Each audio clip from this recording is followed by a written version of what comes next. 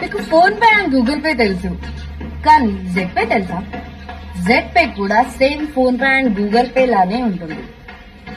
దీంట్లో మీకు రిజిస్టర్ అవ్వగానే స్టార్టింగ్ లోనే 599 రూపీస్ బోనస్ వస్తుంది. అది కూడా మీ వ్యాలెట్ లోకి డైరెక్ట్ గా క్రెడిట్ అయిపోతుంది. దాని ద్వారా మీరు రీఛార్జ్ చేసుకోవచ్చు.